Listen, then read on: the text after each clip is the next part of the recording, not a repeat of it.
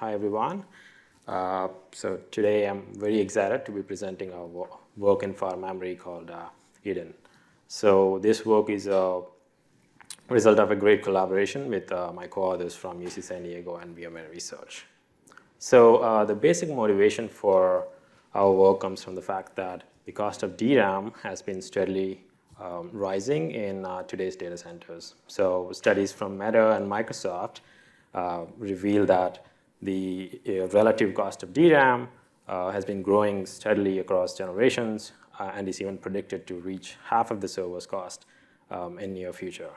So given these trends, there has been multiple cost-saving efforts, and from a system standpoint, broadly, there's been two different efforts, right? So one is to find infrequently accessed data and offload it to cheaper substrates, such as compressed memory or SSDs.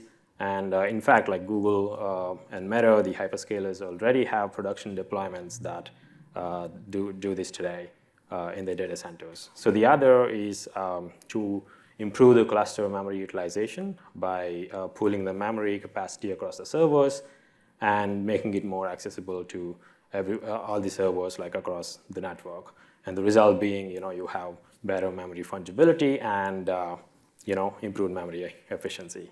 So regardless of the effort, the setting looks very similar from an application standpoint. You have some of applications data in the traditional DRAM, while the rest of it will be sitting in the cheaper substrate that we call far memory.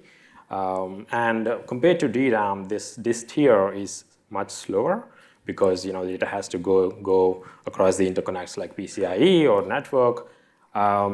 Additionally, though, any accesses from the application has to be to the far memory have to be carefully guarded because the substrates are not directly accessible to the CPU, and so these accesses must be guarded, and the data has to be fetched locally before they can be accessed. Now, how this so that's sort of where there has been a ton of research into far memory systems. These systems take the responsibility of moving the data between the local and far memory without transparent to the application, but with a goal to sort of ensure that the performance is not too much impacted. At the same time, they provide the interface for these applications to guard those far memory accesses, and with the general goal of not introducing any new application changes. But how this sort of guard interface is designed can impact the system's ability to sort of achieve these goals. So if you look at the systems today, broadly there have been two camps in terms of how these guards are designed. Most systems use what we call the hardware guards. So these systems extend the traditional virtual memory to far memory as well, and any accesses to the far memory are transparently handled by page faults with the help of OS paging mechanisms and processor hardware. The benefit being there is no additional applications because virtual memory is pretty much pervasive and any application can just run as is. But because of the OS involvement, handling far memory fetches through these hardware guards is generally more not cost effective because of all the user kernel transitions. And because of the transparency of these guards, it's hard to send any application-specific knowledge into the OS where the policies are. And so without having better policies, it starts to impact performance.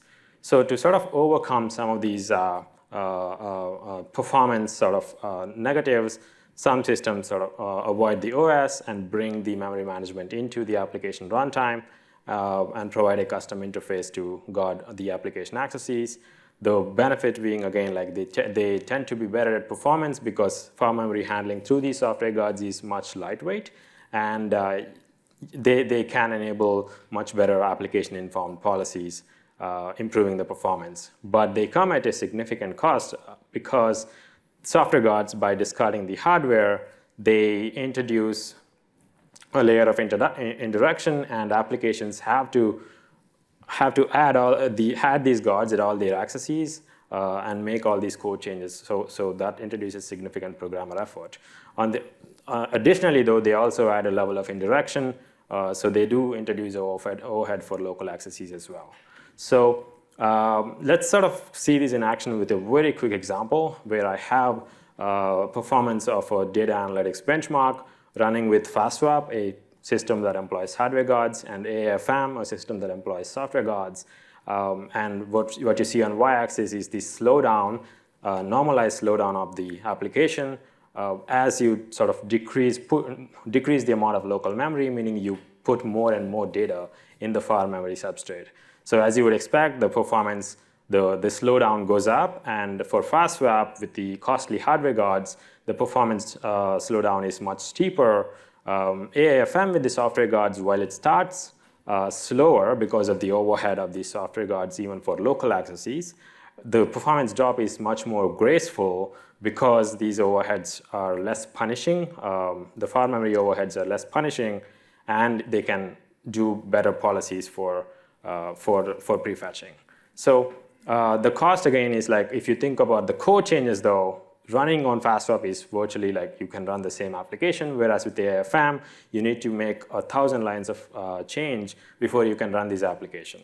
So the question naturally that we ask in this work is, can we balance the performance that we get from the software guards with the transparency that we get from the hardware guards in a better way, right? And the answer, of course, to no one's surprise, is yes. And we demonstrate that in our work with a new far memory system called Eden.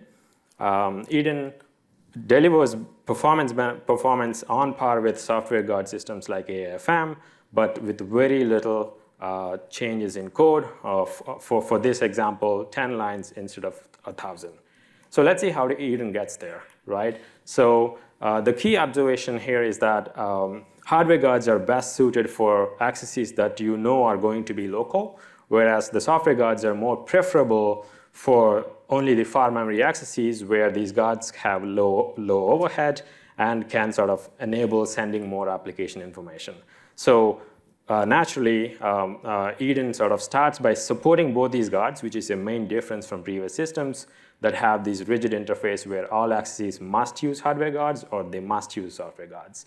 So Eden provides this choice, and each of the application accesses can use hardware guards, which are supported by default, and can optionally employ software guards where beneficial. Where beneficial means that locations in code that you know are going to the far memory. But that could still be everywhere in the code, right? I mean, after all, any access in the application could still go to far memory.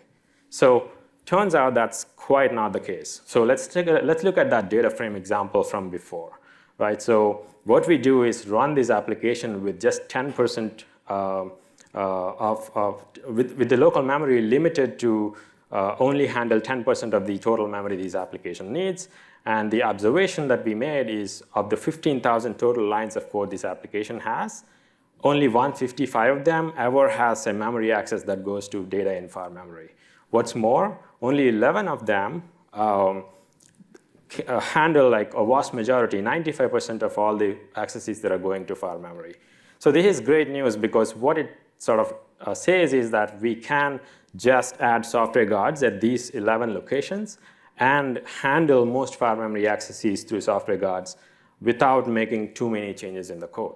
Now, DataFrame is not an outlier. We do this study in the paper where we perform this measurement across a big suite of applications with like tens of thousands of lines of code.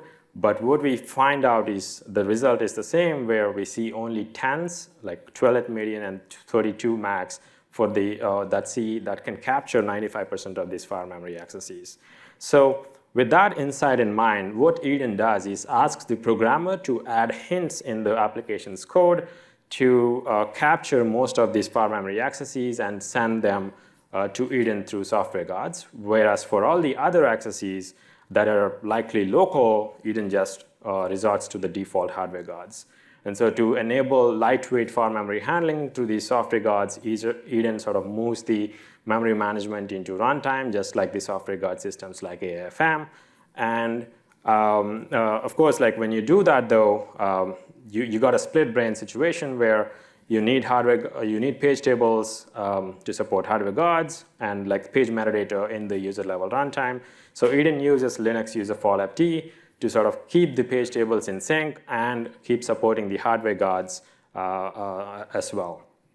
And so, yeah, so these, while this path is slow, it is rarely taken in Eden because we expect most of these far memory accesses to be handled through our software guards. So just to sort of see how the hinting goes, Eden you run the unmodified application with Eden. It points out the top locations. In this particular example, it's line 690 with the top 2 locations.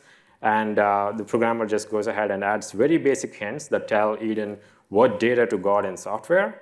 And this is only required for performance, not for correctness. And where if helpful, the programmer additionally passes some more information for this application. Read ahead tends to be especially useful, so you just go ahead and do that. And so that's how and you come back to the original result that I was showing, where Eden sort of gives these benefits as similar as AIFM.